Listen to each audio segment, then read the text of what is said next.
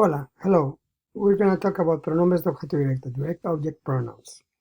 Today, first we're going to do it in English and then we're going to do it in Spanish.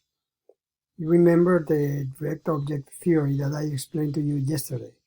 A direct object completes the meaning of the verb. If I say, do you have, that means nothing, but if I have, do you have money, that makes sense.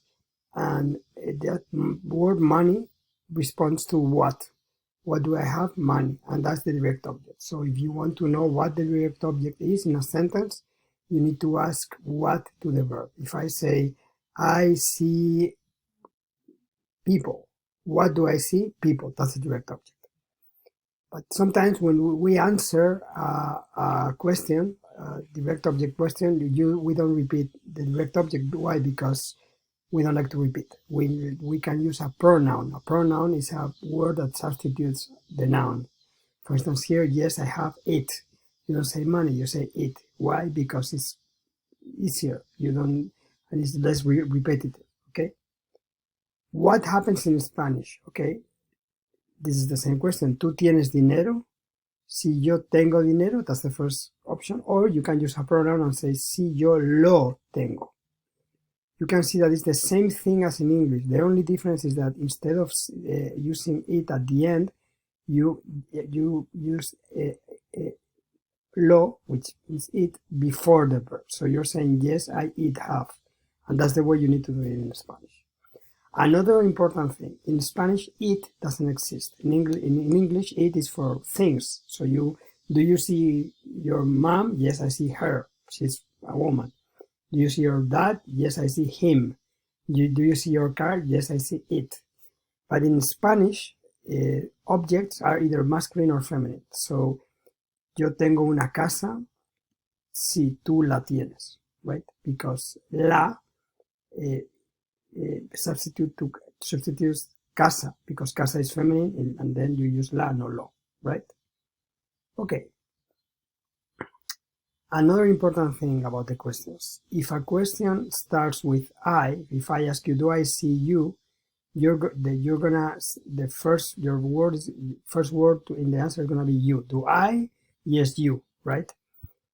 On the contrary, if the question has a you, do you see me? Then you're gonna start the answer with I see you, right? So do you? Yes, I. You do I? Yes, you. If the questions start with he, the answer is gonna start with he. Does he see you? Yes, he sees you. It's the same thing in Spanish. Yo te veo, tú me ves. Tú me ves, yo te veo, right? Él te ve, right? So that's important because it's gonna be easier. We have direct objects for every person. For instance, here, yes, you see me, then you need to use this me, right? Second person, te. Third person, we have seen lo, la. Tú yo veos la casa, si yo la veo, ¿sí? And etc. I'm going to give you some examples. Do I see you? In Spanish, yo te veo. You here is te. What do I see? You is the direct object, te, right? If I can do something different. I can say something like tú me ves. Do you see me? And then the answer is gonna be yes, I see you, right? Let me show you. Sí, yo te veo, right? I see you. So that's the way direct objects work. And then I think that's gonna help you with your answers.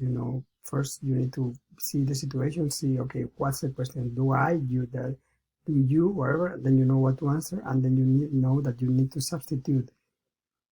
If you have a word like casa, tú tienes una casa, yo la tengo, because casa is feminine in Spanish. So try that and see if it works. I think it's gonna be much easier now for you to do this.